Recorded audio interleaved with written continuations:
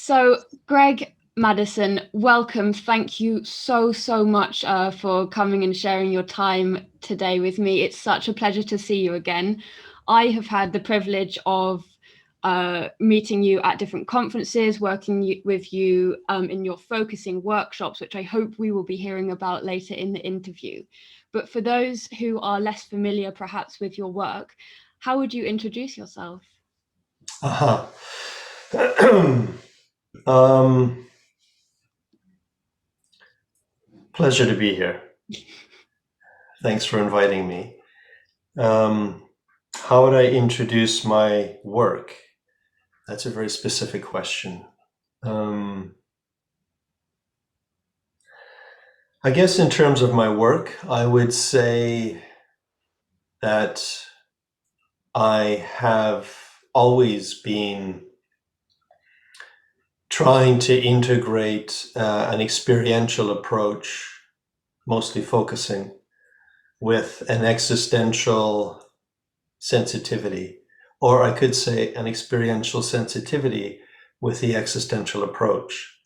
But somehow, kind of bringing those two together, that's what my work has mostly been, whether it's in psychotherapy, which it mostly is, or teaching focusing, which it also often is.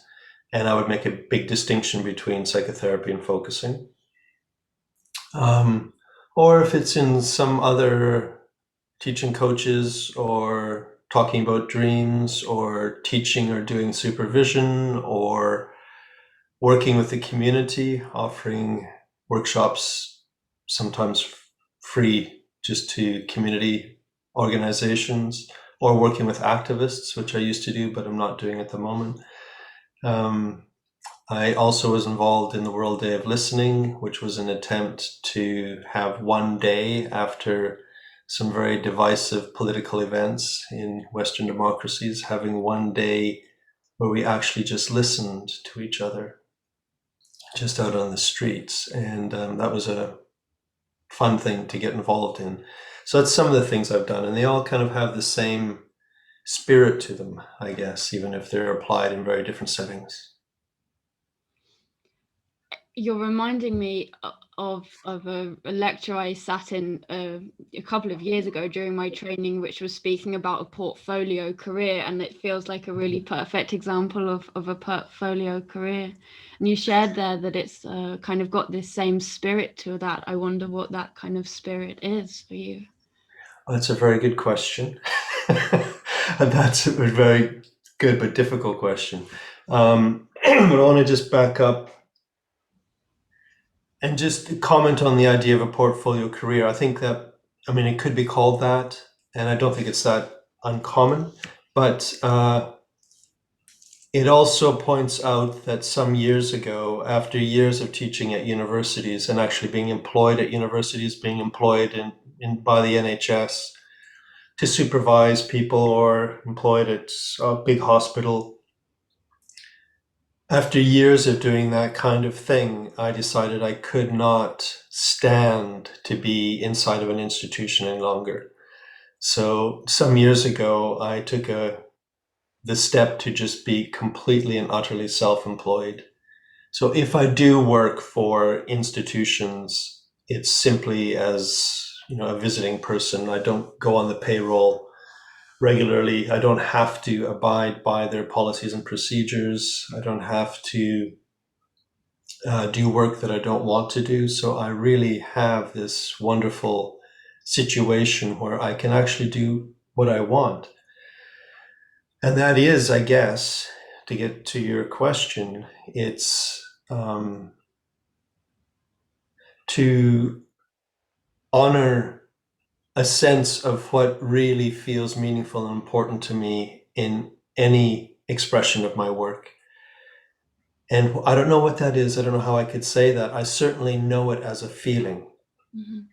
I do not know it as a concept. It is not a doctrine. It's not anything like that. But I have a feeling of excitement or a feeling of rightness when I'm doing something that is an expression of what matters to me. Mhm. And by being self-employed, by being able to pursue the variety of passions that you have, it feels in a sense you're able to breathe more. You're less restricted by having to be in that box of an institution, maybe. Yeah, I would say less compromised. Mm. I'm so glad that you've started this interview with making this point, because I think it's something that so many people struggle with, this sense that they have to be one thing. And I feel it almost comes, right from the start. What are you going to be when you grow up? And Hmm. there's this kind of subliminal message that it has to be this one thing, and people strive for these one fixed identities. But I think it's Hmm. so powerful to have messages that it says you can be multiple things. You are inevitably multiple things, and it's okay to embrace that. Yeah, I think that's well put. As I was listening to you, I was thinking maybe instead of what do you want to become, we should be asking children, what do you want to express? Because then you're not tied to any identity. This whole idea of a set, fixed identity, I think it definitely needs to be challenged. Mhm. I don't think it's a helpful avenue for us. So you said right at the beginning that you are kind of combining the work of focusing and psychotherapies and existentialism. So perhaps a good place to start is how you kind of understand or define existentialism, existential idea. Yeah. Again, I would make a distinction between existentialism and existential psychotherapy. How do I want to define existentialism? I guess the first thing I would say is there's almost something about existentialism that resists definition by its nature. So to try to define it, or to even say, to claim to be an existentialist, I think is already a paradox. Um, I would say for me, existentialism is the attempt to remain radically open to one's own existence. It is the most profound openness to being that anyone can attempt. And of course, we rarely do that, but there at least may be moments where we can actually be very open to what actually is rather than what we wish was the case or what we tell ourselves is the case. So I think that existentialism is the challenge for each person to take their own existence seriously enough that they think, okay, somehow, in some way, I am the source. I'm the source. If you have a question, you can go to the library and get other people's ideas, but then you always have to bring those ideas back to yourself as the source. Everything has to be brought back to your own living experience. And again, I would say it's fundamentally empirical. Existentialism, from my point of view, is not a set philosophy. It is not a set um, manual of ideas. It is that attempt to live openly from moment to moment and to probably more often to notice when we aren't doing that, to feel the bodily constriction, to feel the unease when you're not open to what's actually happening. That experience of openness is palpable. It's not, again, it's not some idea. So for me, existentialism is that attempt to live in as open and curious a way as possible. You say we rarely do it. Why? Why do we rarely do it? Well, I think that probably points to the countercultural aspect of this. I mean, so-called existentialists um, typically are not aligned to what's happening in society or in culture. Although, of course, we're all influenced by that, it's a continuous attempt to take a step back from just swallowing it and just living in some kind of half awake and compromised way. I think the biggest challenge is that everything around us is telling us to do one thing, and if you want to actually live in an open way, it's a totally different direction, and it doesn't serve you well. It's not. I mean, it serves you well. This is a strange thing to say, but it serves you well in that you're at ease with your own conscience. If conscience is defined as the way life wants to live you, then you do get that. But there is also a price to pay. You do, I think, typically have to give up a lot of other um, accoutrements that society might offer. What drew you to this way of thinking? How did you stumble into the kind of existential field? Again, that I don't know. The best answer I could give to that is I think back to my childhood, and I think that I can recognize this impulse, or whatever you want to call it, in me all the way back. I was brought up in a Christian family, but I never ever believed it. Never believed it. I would pray as a device for trying to have good things come to me. But I never believed it. I didn't see any evidence. It was an academic exercise, going to church and trying to make sense of the stories I was being told, but it never ever hit home. It just never rang true for me. I had some other more natural orientation to my life, I guess. And when I came upon existential books just in the library, I mean, I started reading them long before I could understand them. I started reading Freud, Heidegger, Camus, Sartre, long before I could understand any of it. And I just kind of, read the words, turned the pages, and some things got in, but most things didn't get in. But I was drawn to that because I was looking for something. I was looking for something that would resonate with me.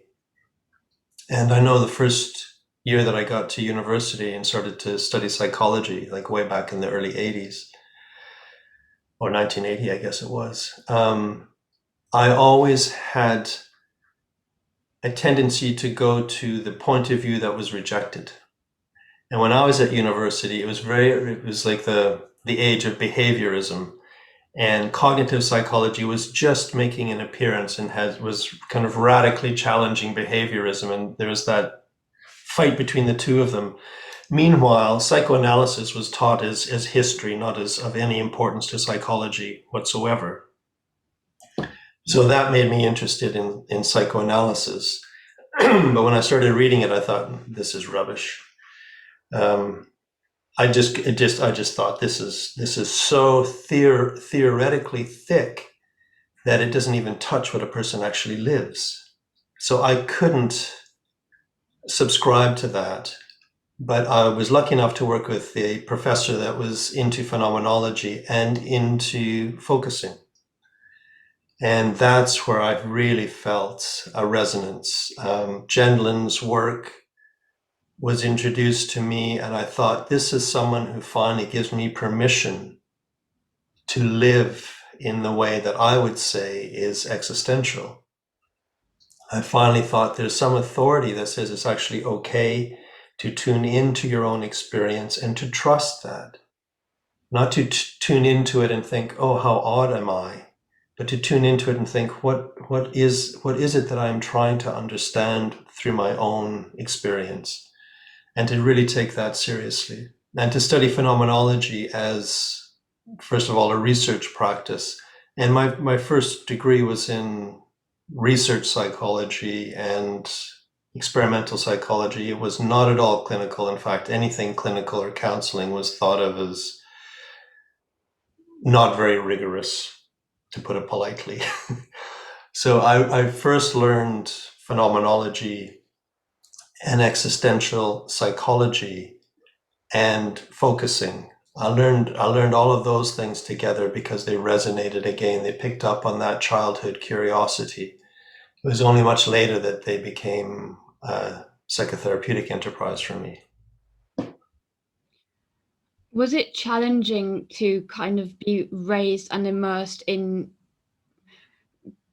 communities, families, cultures, and then the academic culture, which were kind of almost expecting something different of you? Was it difficult to keep searching? Yes. Yes. I mean, that's interesting to reflect on. It was difficult, but I think it is probably a very familiar difficulty for most people. I don't think there's anyone that lives in a culture that totally resonates or lives in a society that they feel they totally belong. I think instead, what we normally do is we try to hide the aspects of ourselves that don't fit in. But certainly that not feeling at home is very familiar to me. And in fact was the subject of my PhD work.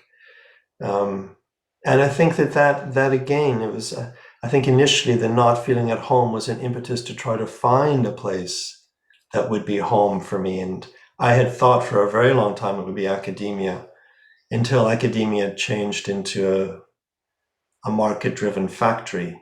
And I thought, no, I no longer have any place here. But I guess now that not being at home is something that I embrace rather than try to find an answer to. But yeah, it's, I mean, it's not easy, but I don't think it's uncommon. Do you feel that in a sense you found that now, or is it a continuous journey? No, I haven't found that now. I still flirt with the idea of living in different places, which is one way that I express the not being at home. I guess in my personal work and my academic work, and maybe some of the things I've written, the driving desire is to find greater and greater openness, which, I mean, rather than conclusions, which is implicitly an attempt to be open to this feeling of not being at home. That is something that I'm constantly trying to open up to and trying to accept and trying to think to myself, isn't this fascinating? A human being cannot feel at home. It's like, I've never lived in another planet. I've never lived in another body. I've never, why am I not at home? How is that even possible for a human being to have that experience? And here I am, plagued with it or blessed with it my whole life. Do people feel at home, or is that a myth? Do you tend to speak with people and find that they feel truly at home, kind of, not just, obviously we're not speaking just physically, but existentially, spiritually? That's a huge question. Certainly Heidegger, whatever Heidegger knows, he would say that our primordial way of being is to be not at home in the world. And I think that's a good enough way of saying it for me. Mm-hmm. That primarily we are not at home, and that the feeling or the experience of being at home is a person's achievement, in that they have been able to cover over what needs to be hidden in order to feel at ease or comfortable with life, with the world. And I think that's what most of psychotherapy and psychology is engaged in trying to help them to do. So an existential approach is almost the opposite. From my point of view, an existential approach is, can you live as openly as possible without conclusions? And this other approach is, can you live with the greatest well-being possible, which I would say is it's a horrible way to say it, but the greatest sort of collusion with what is offered as the right way to live. If you can collude with that successfully, you will feel at home. But if you can embrace kind of openness and curiosity and uncertainty, because even, we have this, I meet many more people, clients and colleagues and friends who are comfortable only when things feel certain, or Yes. only when things are less open and perhaps more closed. But even that is a subjective experience. Even that, I'm noticing we can have a choice about how we experience uncertainty. We can choose to be scared of the inevitable uncertainty of our future, but we can also choose to be really open to it. But I guess Yes. you have to have faith, don't you? You have to have you have to believe that it's going to be okay in some way. Well, I think that's a good point. What do you need in Mm. order to be that open to uncertainty and not knowing, and to view them as valuable rather than as a failure? I think that's a good question. What do you need in order to embrace that? Embrace is even the wrong word because it's something larger than the self, whatever the self is. It's something we're in rather than something that's in us. But to be embraced by it, what does that require? Maybe it requires trust. You said faith. Um, Maybe sometimes it requires to be discouraged enough to stop trying so hard. And suddenly an openness kind of begins to emerge from that. Sometimes I think it maybe requires to give up or to see the hollowness, to see through so many things that we're told to value that obviously have a passing interest, and that's all. Um, I don't know I don't know how we get there. I have no idea. I think of it also moving out from the personal and the kind of, inner world and spiritual world potentially, but also the external world I think to have that is so valuable, to have the influence of others as well. Um, Yes, yeah. And yes. yeah. That's a good point. I guess, to go back into my own personal history, the writings of Jean Gendlin encouraged me. That first professor who I was so lucky to be able to study with for 4 years, that encouraged me. Yeah. And they were unique. I was surrounded by a department that was totally scientistic, I would say. Science had become their faith, their religion. It was not a method, it was a religion. So I was very lucky to have found along the way, and there's other people since them as well that I've been lucky enough to study with and to work with. And that's encouraged me. You're absolutely right. To not feel totally alone has been helpful. Mhm. I think people can grapple with that sense of but I want to be independent, and there's a difference between being independent and being completely reliant on somebody. You're not independent when you're allowing yourself to be inspired and supported and encouraged by other people. That word independent is a very interesting word. Again, I think we need to look more deeply into what would that mean. Uh, to me, I think independent often is used to mean separate, Mm. and to be some separate, self-contained subjectivity that can resist the world's intrusion or something like that. Um, yeah, I don't know. The word independent is, I don't know how I would want to say that, because I don't want that idea of separate self and other. Um, I don't want to pretend that you and me, for example, right now, are the same. We're not one.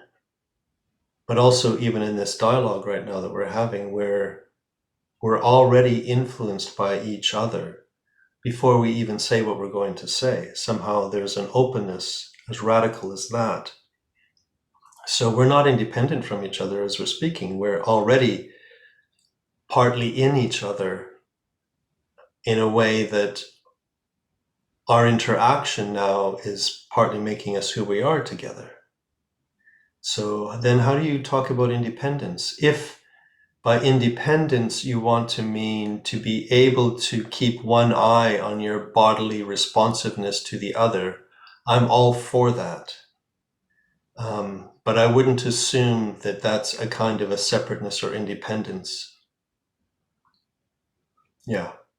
Yeah, I've never reflected on the word in this context before, but there's something almost poisonous about looking at it through this lens in this moment today, and also in this relation to this sense of homelessness. If we're creating a world where people are encouraged to be independent, and by independent meaning separate, then how on earth are we ever going to feel connected? How on earth are we ever going to give ourselves permission, allow others to give us permission, whatever, when we need it, to Mhm. flourish, to be open, to have safety in uncertainty. Yeah. Yeah, exactly. I'm trying to think of what would be a better word or a better term. And I think the term self-aware is slightly better if we redefine self. But that's, for me, this is existentialism, where we have to open up each term and say, what do we actually mean by that?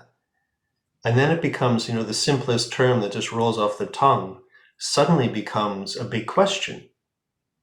So I think just even the way we're talking with each other right now, we're verging on what I would call as a kind of an existential inquiry. And we're not referring to philosophers. I think that's an important thing. We don't just have our heads full of other people's ideas. We're actually quite freshly looking at it ourselves. There's so much power in exploring language. If it's something that people are interested, I think you've got to have your own space and your own curiosity to actually go for that. But we have this incredible way of understanding, very solid understandings of what different words mean. And if you just pick it apart gently with someone else in the right safe situation, you can realize that it's so vastly different, the meanings of these words. Yes, absolutely. Have there been times in your life that existential ideas have helped you through something challenging yourself? Um, Again, I'm not too sure what an existential idea is, but it has helped me in my life to frequently remind myself that I am mortal, and that at the age I am now, to realize that there's not that much life left ahead of me, and to begin to appreciate, which I didn't feel at all when I was younger, to begin to appreciate how incredibly short a human life is. And to actually consciously remind myself of that, that is useful. And I think that's something that the existential philosophers tend to emphasize.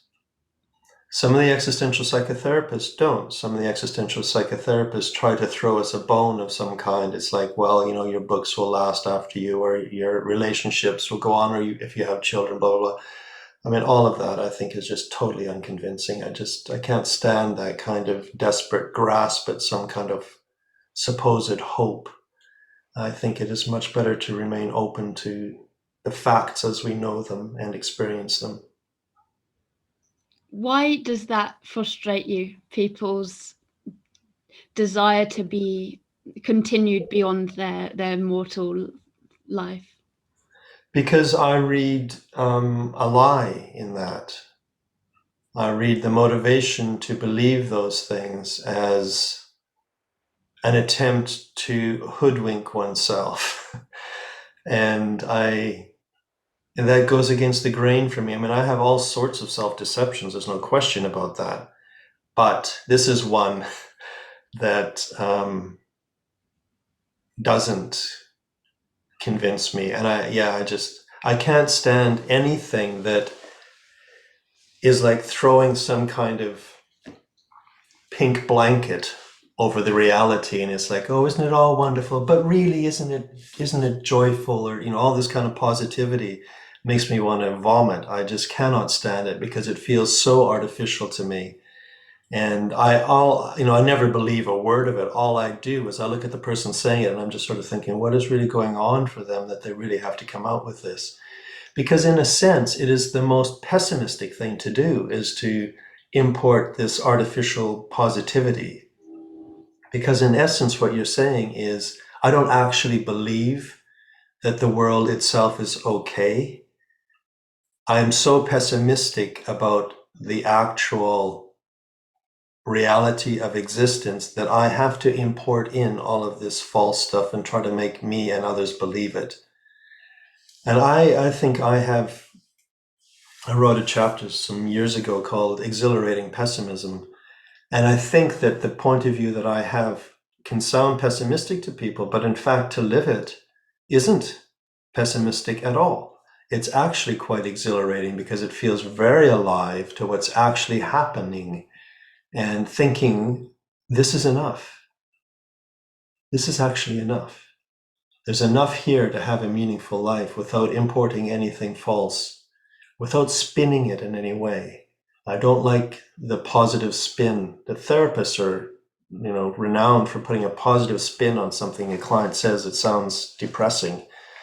Sometimes the clients have said things to me that sound kind of depressing, and I say, oh, but surely it's worse than that. Because if you actually go to the real bottom of the barrel, then you find something that surprisingly is livable.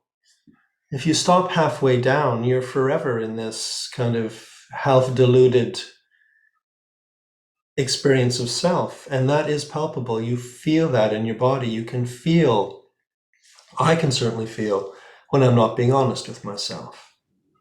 And it has a kind of a dullness to it. And I'm not advocating that, although I probably live that way more than any other way. But I certainly don't advocate that as some kind of helpful response to a mortal human being. For someone who might be experiencing that dullness or just facing challenges that feel perhaps a bit unbearable for them, I'm wondering how you would invite them to explore them from the lenses that you understand in a way that could support their well-being. Good question. It's not from a lens. It's from experience. Paradoxically, what I would say is, if somebody's, it seems so odd, but if somebody's having a really difficult experience, my response would almost always be, one of my responses, not the only response, but the main response is give it space. If you have a difficult experience and you actually open up the space around it, that difficult experience actually almost always expands and lessens. It dissipates a little bit and it's easier to have it. You still have the information of what is that difficulty. You can still access it, but suddenly it is much easier to have it if you actually give it space. People are so worried if you give a difficult experience space, it's going to become bigger and more difficult. Rarely have I seen that happen. So I would say open up to it, not open up to it as in, let go into it and just hope you come out the other side in some kind of cathartic, insight of some kind. That I don't think is a very safe way to work, usually at least. I would say instead, just kind of give it space. And if I'm working with somebody therapeutically, I would say, can we give it space? I'm, really emphasizing the fact we're here together. Our bodies are working together. Can we together give this difficult experience that you have enough space so that it could be here with us? And we can begin to explore it and find out what's actually in that. For someone that might be watching this going, what does he mean, give it space? Can you elaborate a little?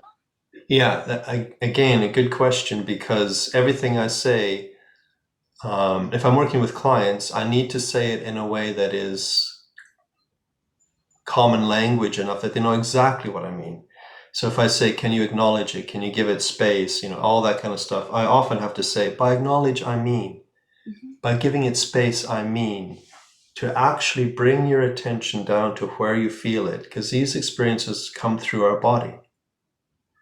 So find where in your body do you have this experience, your chest, your throat, your chest, your stomach, your abdomen. See, can you just pay attention to it? But with your awareness, with your attention, if the feeling is here in the middle of your chest, you bring your attention kind of around it and expand your attention so that you have your attention in your whole chest, not just the worst part of it, but the whole chest. And that gives the feeling enough space that very naturally, you don't have to make it expand. Wouldn't know how to do that. But just very naturally, the feeling begins to spread out, and you begin to realize that it was actually feeling so intense, partly because it was feeling so squashed, and probably squashed partly by all the things we say to ourselves, like, I shouldn't be feeling this way. My parents would hate it if they knew I felt this way. As society says, my doctor says, blah, blah, blah. If you actually pay attention to the feeling the way it is, and then bring your attention around it and expand it, you can expand it even more than your physical body. Then the feeling also gets to be there the way it wants to be. It's no longer just the intense form of it, it's all of it, and it becomes more subtle, easier to have, but still is there enough that you can actually work with it. So someone's had honed their awareness in, they've connected with that part of themselves, they've allowed it to give it space. Mm-hmm. I'm assuming here that for some people this might be a very new experience, and I wonder, based on your experiences, what would you say if this is kind of overwhelming or uncomfortable in that newness? I can imagine it could be pretty intense for someone that hasn't allowed that space in that way before. Well, interestingly, it's less intense. Okay. I don't think I've ever had anyone sort of like look at me and go like, what are you trying to do? What are you trying, or anyone thinking, oh, this is so odd. This is so odd. Actually, for most people, it really quickly feels very natural, because this is a return to the natural body. It's not importing something from somewhere else. It's it's the way that we live. And it's simply paying attention to that and giving it sort of phenomenologically. You're saying, oh, what would happen if you actually opened up more to what's actually there? People usually know how to do that, and you just kind of weave it into the dialogue. These are little invitations a person can pick up on or not. If they really don't want to do it, they won't. And I won't try to make them. I'm wanting to really work with them where they're at. And usually the fact is you can see someone's feeling something, and for whatever reason, they aren't paying attention to it. So you're simply inviting them. You're saying, well, look, the phenomenon at the moment is everything that you're saying, everything you're remembering, and this whole big feeling. Could we have the feeling too? You're just simply saying, could we be open to all of it, rather than the biased way of interacting, which usually ignores it. We're wanting to correct that bias and saying, could we be open to all of it? Yeah, because this isn't a theoretical intellectual endeavor, is it? This is reconnecting with what is most authentic to ourselves. With what is being lived in that moment. Yeah, because I was going to ask you, do you believe that everyone has the capacity to have this awareness, to hone this awareness, to notice, to acknowledge, to get connected with that? I would say more, everyone is this. Indeed. Whether you have the capacity or not is some other strange question. This is what a person is. A person is this carrying forward or unfolding of experience. What else is a person? Yeah, and when you say strange question there, I think people may have experienced kind of traumatic or disconnecting events which prevent them from trusting their capacity to just connect with themselves. Absolutely. Yeah, that's a different question. That's absolutely true. But I would say the most troubled person Mm, is still a person. yeah. And this is, phenomenologically, if you want to know what a person is, you don't go to a book, you go to yourself. You are the most accessible laboratory that you need. You are the library that you need if you want to answer that question. So if you look down and you say, what is this that I am? That's where you will find, I would say, my claim. You could say it any way you want. You can understand it any way you want. But I would say what you find there is a palpable living process. And that's what a person is. And everyone is that, no matter how troubled. For someone just newly exploring these ideas, we've mentioned books, and we've mentioned connecting to themselves and using themselves as a resource. But I wonder, is there anything else, any perhaps, art or film or literature which might have inspired you, which could inspire other people on this journey? I love film. Um, I love literature, but especially film. I've really been getting into film a lot more, probably because of the lockdown. I haven't had the focus to really read a lot. I read a little bit, but mostly film. And I think film is so individual, you never know what's going to strike someone. So I sometimes recommend film to clients just to say it's something that I watched recently. I enjoyed it. And as much as I know you, I thought you might enjoy it too. So have a look at it if you want to. Of course, you don't have to. One film that I saw recently is a film called, not recently, I've saw it quite a few years ago, but I've saw it again recently. Is a film called Youth, which I think is absolutely fantastic film. Very existential in its theme. Um, so yeah, there are there are films, but I can't really recommend them to people because it's so individual. But if you want to read sort of about this way of working, I've written a few different things, and Eugene Gendlin's work I think is quite accessible. You can get a lot of it online at the Focusing Institute, full text articles for free that go all the way back to the 50s. A lot of psychotherapy, a lot of philosophy, some other kind of conceptual stuff. But the thing about those papers is his intention was to write so anybody could understand it. Even though he was some kind of sophisticated philosopher, he didn't want to write in that way. Um, and he often, even in his philosophy, uses transcripts from psychotherapy. So as a therapist, that's useful for us. That's quite familiar. So you can often see in the transcript exactly what he means to be talking about. So I would encourage having a look at his stuff. And there's a lot of YouTube videos with him in. Um, I still find him very inspiring. I really appreciate you disclosing there that you don't always have the focus to really engage in text, and this allows you.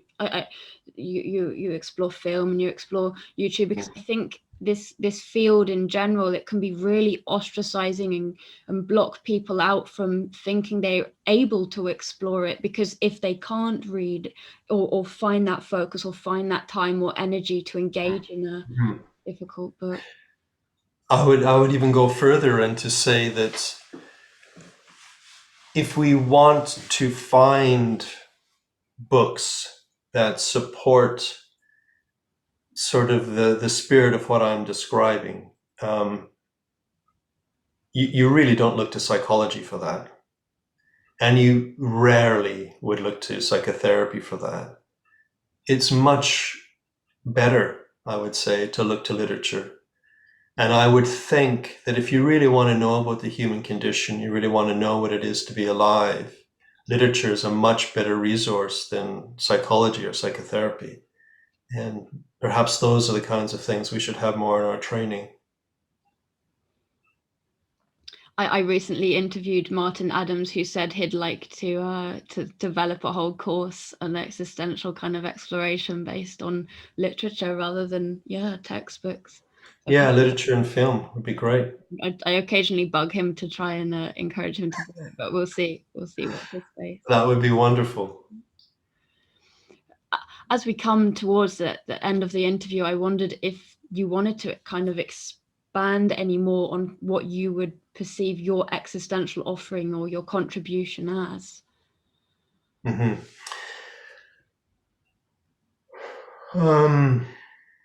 That's not a question that I would typically reflect on. I don't think of myself as, I don't know. I was going to say I don't think of myself as really contributing much, but that doesn't feel quite right either. I can say what's important to me that I don't see very many other people emphasizing, and that is this. It wouldn't be right to say kind of wedding the experiential and the existential, because I cannot see how you separate them. You can separate the experiential in that there are a lot of experiential approaches that I wouldn't say are existential.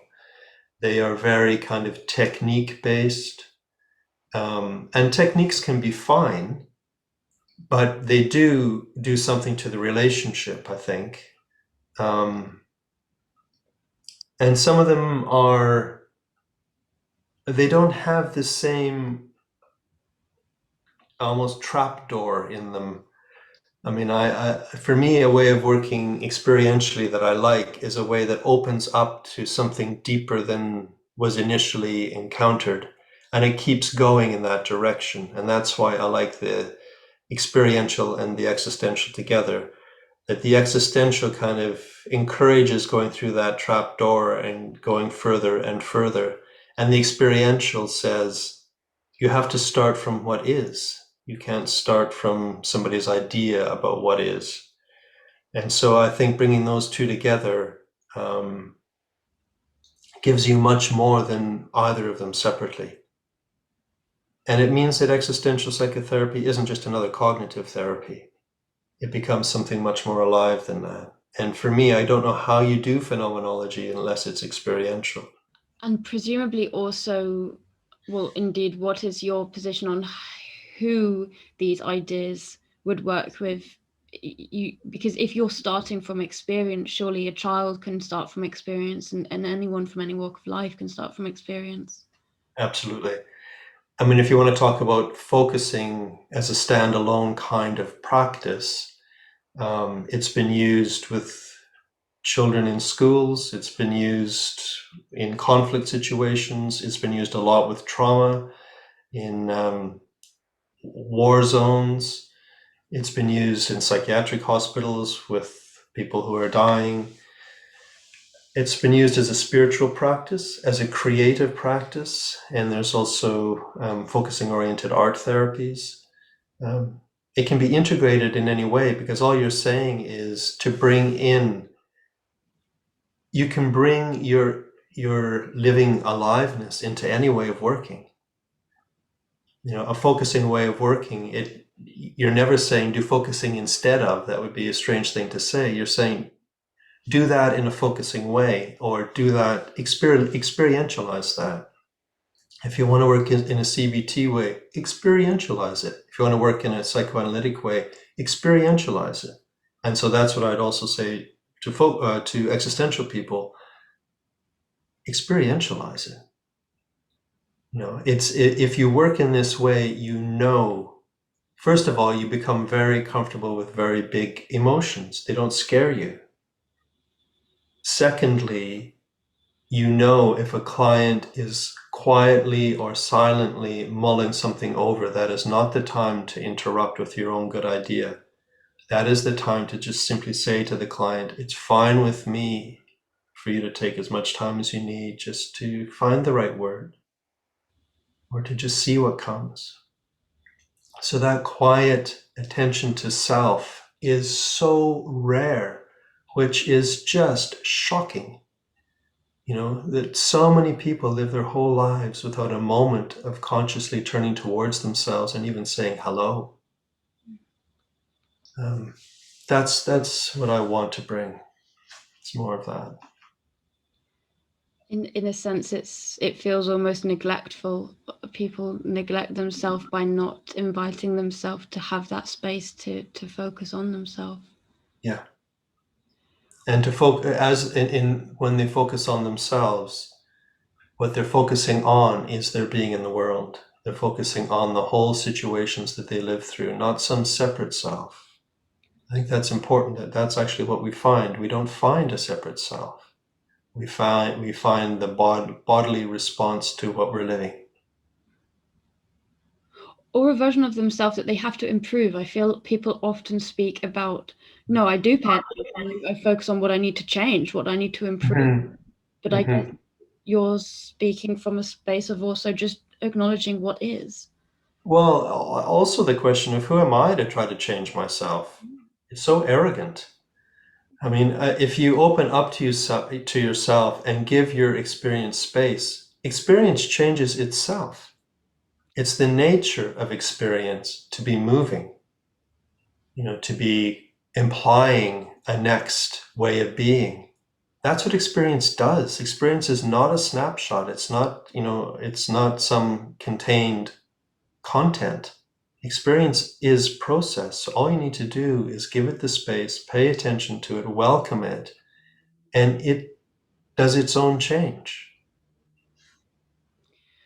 We spoke about the influence of others earlier, and it's making me reflect on the fact that being exposed to other people who are looking for that change, expecting that change, can be really harmful compared to being around people who are taking us and embracing us exactly Mm-hmm. as we are. Mm-hmm. Yeah, that's right. Yeah, every part of us. Now, I'm incredibly biased because I have been at your trainings, been at your workshops. So I would love, from your perspective, to why would people benefit from attending one of your trainings or one of your workshops, rather than just connecting with what is. Yeah. I'm not. I don't want to sell anything. I'm always ambivalent about doing workshops and trainings. I mean, I do them fairly often, but not out of a desperation to uh, spread my propaganda. Um, I would say what focusing offers, or focusing oriented psychotherapy, what it offers is, I would say, a really phenomenological mode of access to one's own experiencing. Often we have lost touch with that. And so many things can get in the way of that, as you've already pointed out. There can be so many obstacles to that. Focusing helps us find our way back. Once you find your way back, forget about focusing, forget about me, forget about Jen, and you don't need any of that because you found your way back. So if a person needs to find their way back, focusing is one way to do that. And the reason that I like focusing more than any of the other ways is because it comes without any content. It comes without any idea of what should be. There's no doctrine you have to swallow.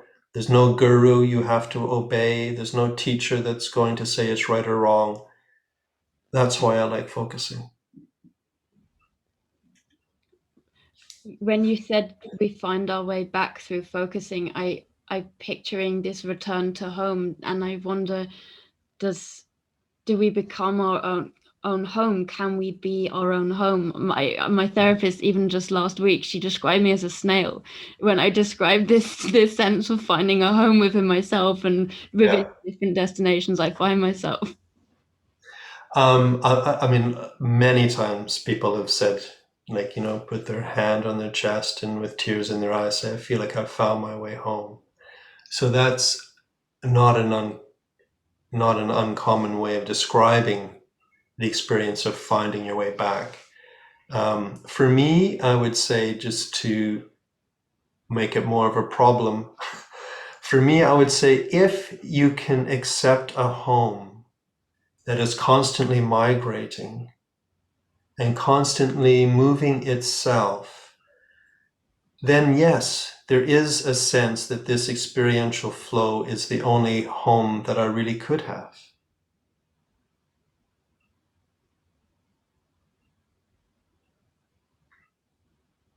I guess it's that question that you asked earlier of is that enough?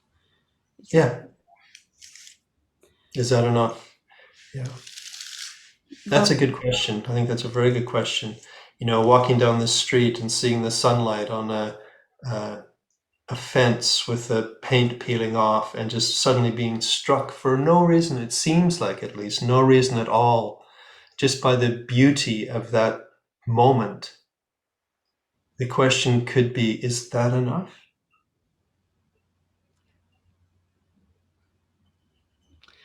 Greg, it's always an absolute pleasure. I feel this conversation could go on for many, many hours, but we have to be mindful of the time here.